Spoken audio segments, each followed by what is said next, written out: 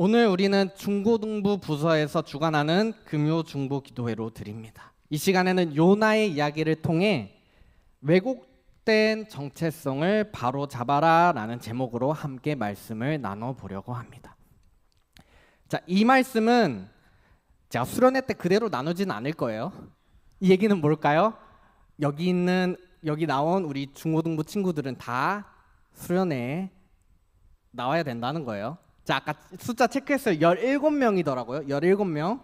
자, 아직 수련회 신청 안 한 우리 친구들은 집에 돌아가서 꼭 신청하시길 바랍니다. 여러분, 프레임의 법칙이라는 말이 있습니다. 프레임의 법칙. 이와 관련된 예화를 제가 잠시 들려드리겠습니다. 제임스와 해리라는 두 친구가 있었다라고 합니다.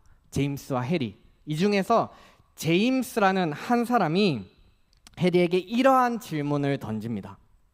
이봐, 해리, 기도 중에 담배를 피워도 된다고 생각해? 너는 어떻게 생각하니? 라는 질문을 던졌습니다. 그러자 해리는 이렇게 대답을 합니다. 글쎄, 난 잘 모르겠는데 우리 한번 랍비에게 가서 우리 한번 물어보자. 그래서 제임스는 랍비에게 다가가 이렇게 물었습니다. 선생님, 기도하는 중에 담배를 피워도 되겠습니까? 랍비가 어떻게 대답했을까요? 정색하면서 이렇게 대답했습니다. 형제님, 기도는 하나님과 나누는 엄숙한 대화입니다. 기도 중에 담배를 피우다니 절대로 그런 일은 일어나서도 있을 수도 없는 일입니다. 그 답변을 이번엔 해리가 듣고는 제임스를 향해 이렇게 말합니다. 너가 질문을 잘못했네. 이번엔 내가 한번 물어볼게. 과연 해리는 랍비에게 어떻게 질문을 했을까요? 어떻게 질문했을까요? 해리는 이렇게 질문했다고 합니다. 선생님, 담배를 피우는 중에 기도를 하면 안 되겠습니까? 라는 식으로 바꾼 거죠. 그러자 랍비는 어떻게 대답했을까요? 환한 미소를 띄우며 형제님, 기도는 때와 장소를 가리지 않고 어느 때나 할 수 있습니다. 담배를 피우는 중에서도 얼마든지 기도를 드릴 수 있습니다. 라고 대답했다고 합니다. 이 예화는 우리가 어떠한 시각으로 문제를 바라보느냐에 따라서 결과가 완전히 뒤바뀔 수 있다라는 사실을 우리에게 알려줍니다. 같은 상황이더라도 우리가 어떤 관점으로 그 사건을 바라보느냐, 그것에 따라서 전혀 다르게 느껴진다라는 것이죠. 생각의 틀을 바꾸면 불행이 행복으로 바뀌기도 하고 반대로 행복이 불행으로 바뀔 수도 있다라는 겁니다. 이것이 바로 프레임의 법칙입니다. 프레임이란 우리가 세상을 바라보는 방식을 말합니다. 세상을 바라보는 방식. 즉 우리가 어떻게 생각하고 행동하는지가 바로 이 프레임으로부터 깊은 영향을 받는다라는 거예요. 그런데 만약 이 프레임이 잘못됐다라면 어떻게 될까요? 우리의 삶은 혼란과 불평, 분노로 가득 차게 된다라는 겁니다. 더 나아가 우리의 참된 정체성을 가리게 되고 왜곡된 정체성을 만들어내게 된다라는 거예요. 우리가 어떠한 프레임을 가지고 세상에 나아가는가, 세상을 바라보고 나 자신을 인식하는가가 우리의 삶에 지대한 영향을 미치는 거죠. 그렇기 때문에 이 프레임을 바르게 갖는 것이 굉장히 중요하다라는 겁니다. 오늘 우리는 요나의 이야기를 통해서, 선지자 요나의 이야기를 통해서 잘못된 프레임을 가진 사람이 그 사람 가운데 어떤 왜곡된 정체성이 드러나는지, 그리고 우리가 회복해야 할 정체성은 무엇이며 어떻게 회복할 수 있는지를 이 시간에 말씀을 통해 함께 은혜를 나누기를 바랍니다. 오늘 우리가 요나의 이야기를 떠오르면 가장 먼저 생각나는 장면은 무엇이죠? 아마 이 장면일 겁니다. 물고기 뱃속에 들어간 요나가 떠오를 겁니다. 자, 그렇다면 요나는 어떻게 하다가 물고기 뱃속에 들어가게 되었을까요? 요나서 1장 2절에서 3절 말씀은 그 이유에 대해서 이렇게 말해줍니다. 우리 같이 소리내어 읽도록 하겠습니다. 시작. 너는 일어나 저 큰 성읍 니느웨로 가서 그것을 향하여 외치라. 그 악독이 내 앞에 상달되었음이니라 하시니라. 그러나 요나가 여호와의 얼굴을 피하려고 일어나 다시스로 도망하려 하여 욥바로 내려갔더니 마침 다시스로 가는 배를 만난지라. 여호와의 얼굴을 피하여 그들과 함께 다시스로 가려고. 아멘. 하나님은 요나에게 아수르의 수도인 니느웨로 가서 그들을 향해 회개의 말씀을 선포하라라고 명령하셨어요. 그러나 요나는 그 명령에 어떻게 했을까요? 그 명령을 듣지 않고 거부하고 니느웨 정반대 방향인 다시스로 향해 도망치게 됩니다. 그렇다면 왜 요나는 하나님의 명령이에요. 너는 가서 전하라, 분명한 하나님의 명령이고 요나는 선지자입니다. 선지자는 하나님의 명령을 바르게 전할 사명을 받은 자인데 왜 요나는 하나님의 명령을 거부한 것도 모자라 하나님의 얼굴을 피해서 도망치고 있을까요? 왜 그럴까요? 그 이유를 오늘 본문의 말씀 4장 2절에서 분명히 밝히고 있습니다. 특별히 요나의 입술을 통해서 그 이유를 밝히고 있습니다. 우리 한번 같이 읽어보겠습니다. 시작. 주께서는 은혜로우시며 자비로우시며 노하기를 더디하시며 인애가 크시사 뜻을 돌이켜 재앙을 내리지 아니하시는 하나님이신 줄을 내가 알았음이니이다. 아멘. 요나는 알았던 거예요. 하나님은 은혜로우시며 자비로우시며 노하기를 더디하시며 인애가 크신 분이기에 혹여나 자신이 니느웨의 회개의 말씀을 선포했다가 그들이 돌이켜 심판을 받지 않을까 봐.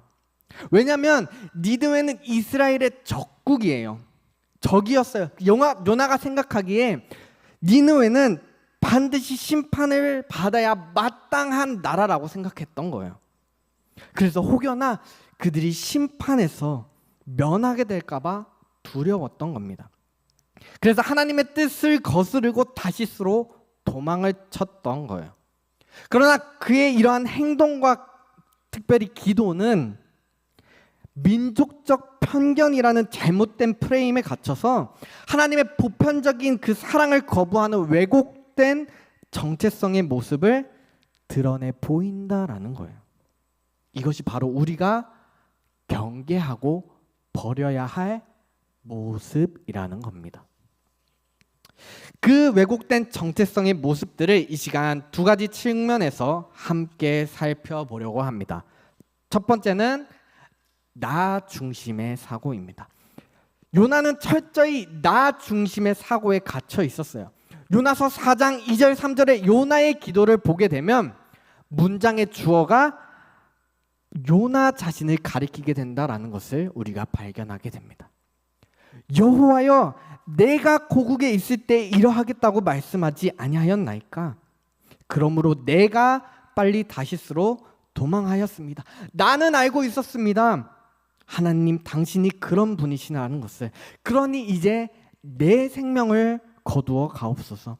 사는 것보다 죽는 것이 내게 낫겠나이다. 내게 요나 자신을 가리켜서 말하고 있다라는 거예요. 요나의 이러한 기도는 하나님의 뜻과 하나님의 계획을 묻고 또 순종하며 나아가는 것이 아니라 자신의 감정이 앞서고 자신의 생각이 앞서는 철저한 자기중심적 기도, 자기중심적 사고였다라는 겁니다.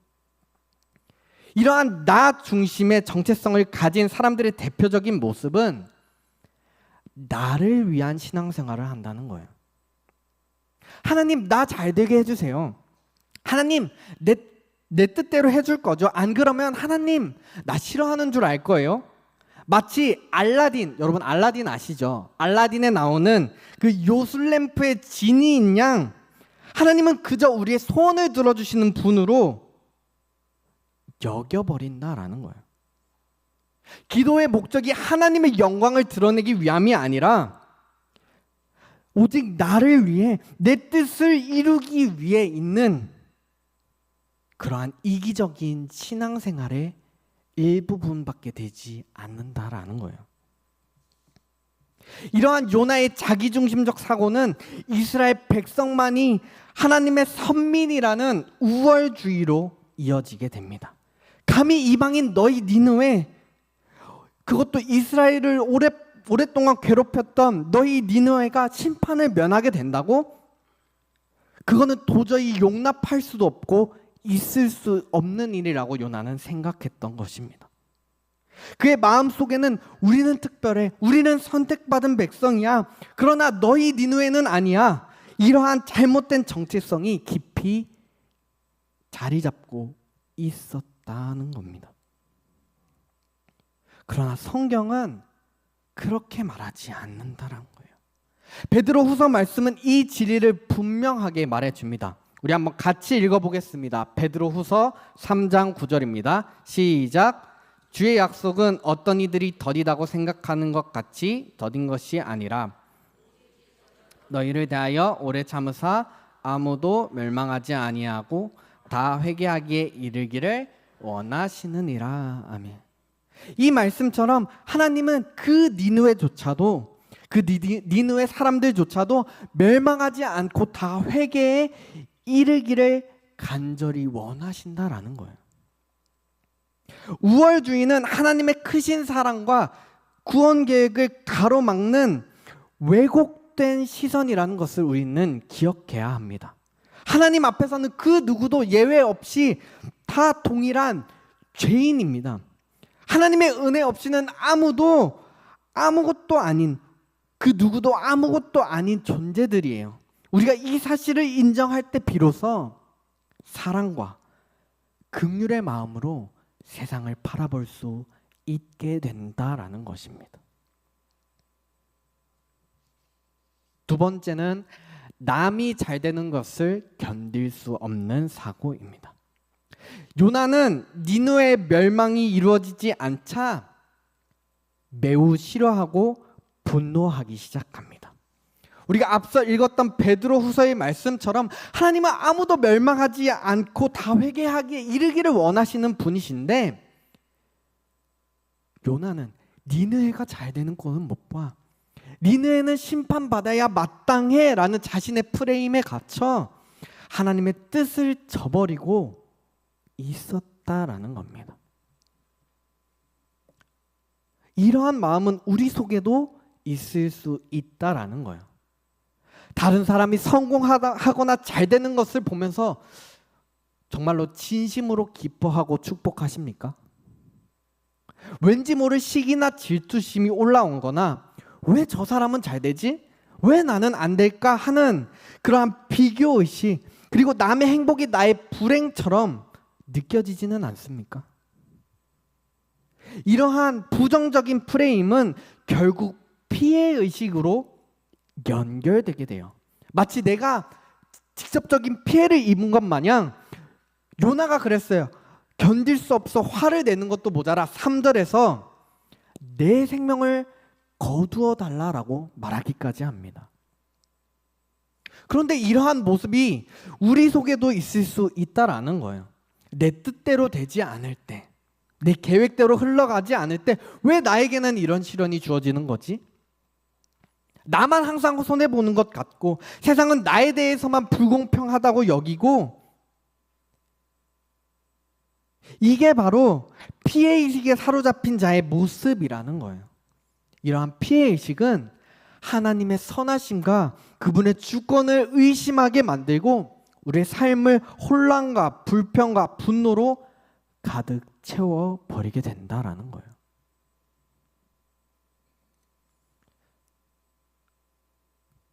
그러나 여러분, 우리의 정체성은 무엇입니까? 우리는 하나님의 손수 만드신 소중한 존재요. 예수 그리스도의 피값으로 사신 구원받은 사랑받는 하나님의 자녀들이요 백성입니다.